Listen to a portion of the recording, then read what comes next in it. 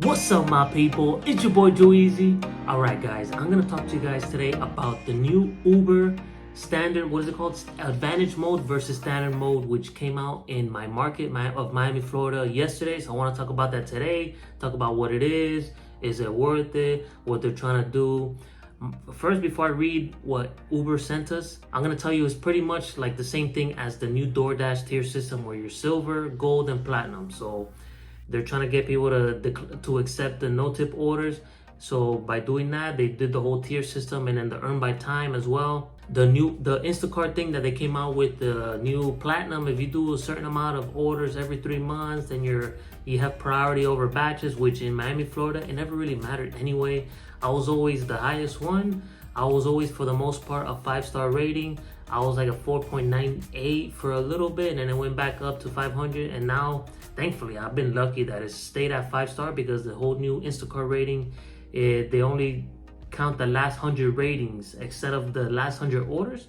So it's harder for ratings to fall off with Instacart. But I've been the 5-star and I've been the highest, and it has not mattered in the year in change that it's been out because you just get beat up by the bots. So it doesn't really matter whether, what tier you're in here in this market.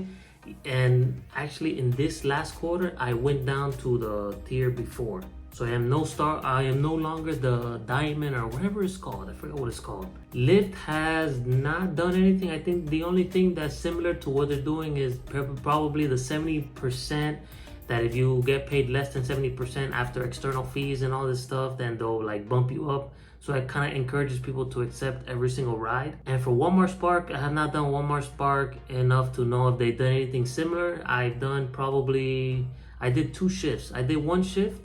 I saw all the scammers come in and out. The second shift, same thing. And then I said, you know what?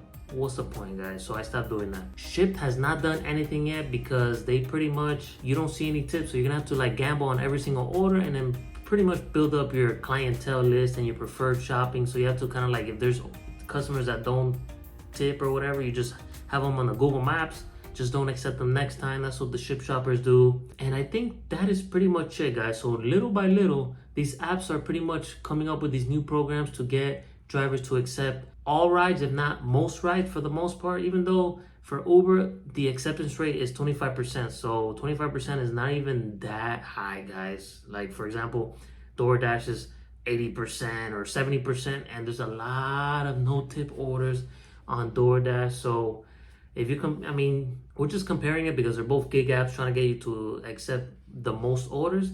But with Uber, it's only 25%. But I'm gonna go. How about this? How about let's go through this right now. So I opened up the Uber app after they notified me saying, "Oh, Joe Easy, your market started the Advantage mode today." Boom! I opened it, and then this is what it says: Introducing Advantage mode and Standard mode.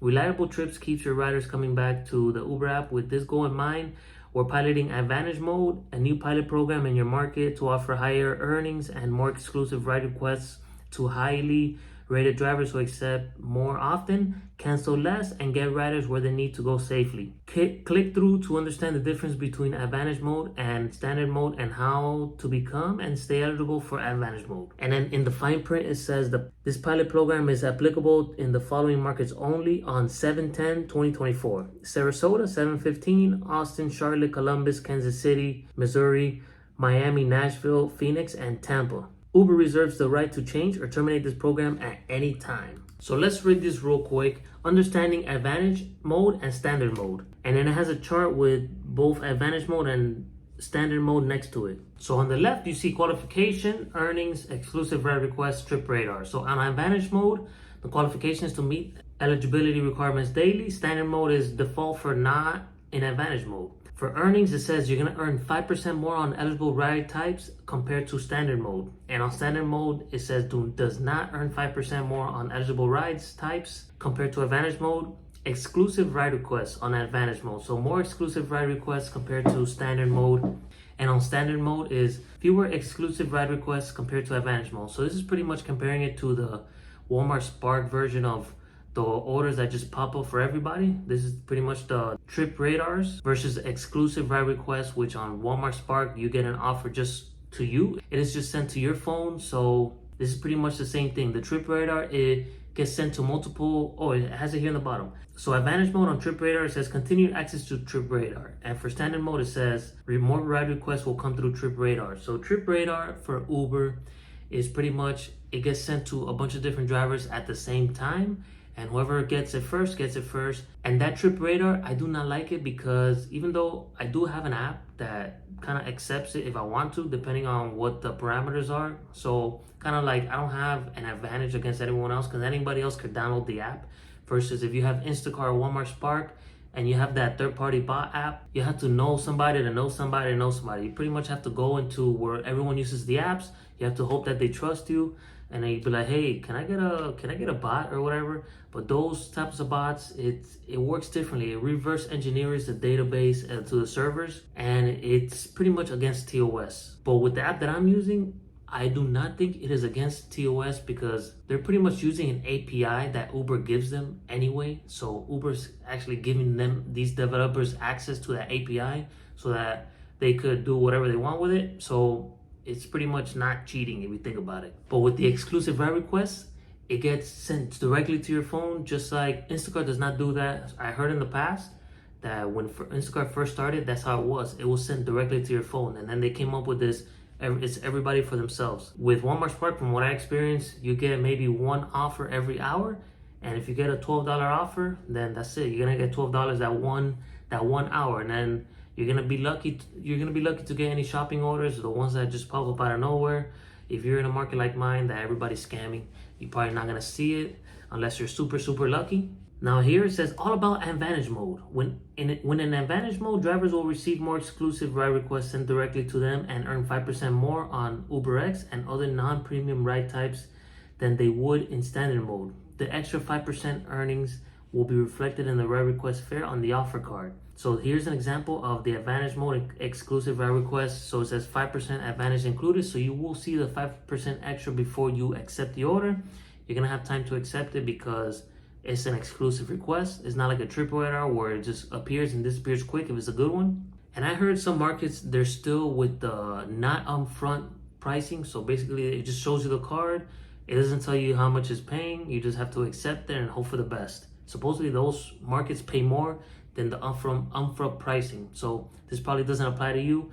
This applies to the markets pretty much that I was telling you earlier, which I'm gonna repeat it right now. Sarasota, Austin, Charlotte, Columbus, Kansas City, Missouri, Miami, Nashville, Phoenix, and Tampa, and that's it. So right here, look, becoming eligible for advantage mode. Each day your criteria will be checked by 5 a.m. local time to determine your eligibility for advantage mode for that day. If you meet the following eligibility criteria, you will be in advantage mode for the day. So to be able to be eligible for the advantage mode, you have to meet the criteria by 5 in the morning the same day. So it is not like the DoorDash criteria where it's basically after every order. If you go from 70% on DoorDash to 69%, you're gonna go from platinum to silver, just like that after an order. Here, you're gonna be the same, you're gonna be eligible the whole day until the next day. If you go down, if you don't meet the criteria the next day at 5 a.m., then it'll change, but you will still have those benefits throughout the whole day. So the benefits are, or the criteria is acceptance rate, you need to have 25% or more acceptance rating, cancellation rate 8% or less, you have to have a 4.85 star rating, and that is it. Cancellation rate, check the tracker card at the top of your home screen in the driver app to see whether you're in advantage mode or standard mode. Now, what is my opinion on this criteria? 25%. It's not that bad. If you're cherry picking hard, you could easily become 8% acceptance rate. Cancellation rate, I'm never more than like 1 or 2% because I don't really cancel rides or Uber Eats orders. Some people are gonna tell you, just go over there, go to the passenger and tell them, hey, if you cancel the ride and you pay me this, then we could do it. You could pay less and then I get paid more and we both win. People are saying to do that. I don't want to tell you guys to do that because they're cracking down on that anyway. And it's just not, it's just playing, you're playing with fire, I think. I'm gonna tell you myself that I'm probably one of the most to the book drivers out there. A lot of drivers are skewing it. They're playing with the fire, playing with numbers, this and that or whatever. Like they're trying to like do all these different things, manipulate or whatever. I'm one of the ones that gets scared. I don't want them to fire me. So I just try to do the best I can within the lines. So cancellation rate, I'll only cancel if I have to cancel, guys. But I'm not gonna try to like manipulate, like, oh, tell a rider, hey. Plus, you know, with the rider, you just don't know that guy or that woman. They're gonna cancel the ride. You're not being tracked, and who knows? You could get into the car with the wrong person at the wrong time. You know what I'm saying? Like, I don't know. It's a risk too. So to be 8% or less cancellation rate should be easy for the most part. Acceptance rate right now, I am at a 17%, which I'll show you now. It needs to be 25%. I'm gonna continue doing what I'm doing. If I'm advantage mode, I'm advantage mode. If I'm standard mode, I'm standard mode. I'm not gonna change it for now because they're not giving me any reason to have to accept better rides. With DoorDash, I've been seeing it. I've been experimenting it with gold status, silver status, platinum status, and you could dash anytime. Pretty much, I know that acceptance rate does matter with DoorDash. With Uber Eats, for now, I'm just gonna continue doing it because I don't see any reason why I should change, and then we'll see what happens. So this is the last page of the whole thing. It says all about standard mode. When drivers are not in advantage mode, they will be in standard mode where more ride requests are received through TripRadar, aka Instacart type offers, a tool that allows multiple drivers to see and show interest in several trip requests happening nearby. TripRadar lets drivers see map routes, easily browse requests with a swipe, and compare trips at a glance. Also, declining a TripRadar request won't affect acceptance rates. Example of a TripRadar request, it just shows like that. It'll show the TripRadar on the top left. And that is it, guys. Look, I took a screenshot of what my screen looks like. On the top card, one of them says standard, receiving mostly TripRadar and not earning 5% more on eligible trips. It's pretty much like Uber saying, look, man, you're receiving TripRadar and you're not receiving 5% more. Look, you're standard. They're calling you standard. It's like, bro, like if you're sensitive, you'll get offended. Like, bro, why you calling me standard? You know. But my acceptance rate right now is at a 17%. I accepted 2 out of the last 10. That's the average. But out of the last 100 trip requests, I accepted 17 and declined 83. So pretty much I am at a 17% acceptance rate. Right now, what I am doing on rides, I am accepting $1 per mile rides if it's not going too far, like or downtown or the beach. I'm accepting those rides even if it's paying less than $20 an hour. And it actually worked for me yesterday when I did it because I just kept moving, you know. Instead of, you know, driving dead miles on the way back, I'll do a $1 per mile ride, and then I'll get another ride, and then I'll get an Uber Eats, and then I have DoorDash on at the time. I had DoorDash on. This one I'm gonna do on my next shift. So stay tuned for not the next video, the video after. I'm doing that. So Uber rides, Lyft rides, and Uber Eats, I'm doing $1 per mile. Uber Eats does have to be $20 an hour. It cannot be less than that for Uber Eats. But for rides, I'm kind of being a little bit more slack. So it could be also $5. I started not taking the $4 again. So I do $5, and then Uber Eats has to be $6. I don't want to do $5 rides right now. I mean $5 Uber Eats orders right now. So it has to be $6. And then DoorDash, I'll turn it on. I'll have it on in an area where it's paying $15 an hour. So then when I'm done with any order that I'm doing, I'll turn on DoorDash Earn by Time, even if I'm out of the zone, and then hopefully I'll get an order on the way back or another ride or something, and then that is it. And it actually worked for me yesterday. I did not work at all much. I did not work that much, and I made $115 because I went out and then I had some lunch. I'm like, I wanted to go home, and then a few hours later, I'm like, you know what? I had to do some other personal errands, and I'm like, I want to go home, but then I said, you know what? Let me just go out and work. And I made 115 in not that long. So it actually worked. So stay tuned for the next one. Hopefully I give you guys another $200 day. We'll see what happens. I'm not going to do Earn by Offer like I did on my last few videos until the weekend. It has to be Saturday and Sunday. The weekday is going to be for Earn by Time to keep my acceptance rate as close to, right now it's at 78%. But if I could get it to 80%, 85%, give me some wiggle room to decline some more orders in the weekend, I'll do it like that. And that is pretty much it, guys. That is pretty much the Uber standard mode versus advantage mode. To conclude, Uber has pretty much two different offers. The exclusive offers where it gets sent only to you. That's how it was. That's the OG offers. And then the TripRadar offers, which is being offered to everybody else. My opinion on this whole thing right now, I don't really care, to be honest. I don't really care. You know, people may say, oh, they're manipulating us into accepting more orders. That's probably the case, but these apps are changing all the time, so we gotta adapt or get a real job. Like what a lot of people say, get a real job. You want to get a real job? McDonald's pays more. No, I don't want to get a McDonald's job, guys.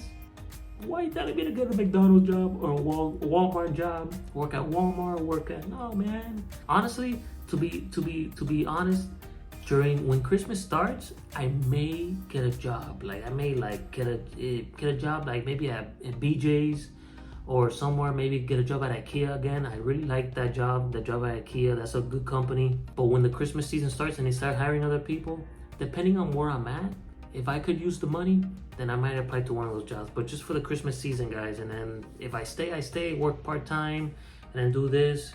That's been in my head, guys, for a while. Like, I'll just wait until the Christmas season. And if there's somebody hiring, then maybe apply, work there. IKEA, my places that I'm thinking about going to is going back to IKEA or working at BJ's, my local BJ's. Maybe I could work at Costco. I don't know. It just depends, guys. We'll see what happens. But with that being said, let me know what you guys think in the comments. Don't forget to smash that like button to help blow up in the YouTube world. And if you like this video and you want to watch fishing videos, be doing delivery, subscribe on my people. My people, have a good day, have a good year, have a good career. Stay healthy out there, love yourself, believe in yourself. It's your boy Joe Easy. Let's go.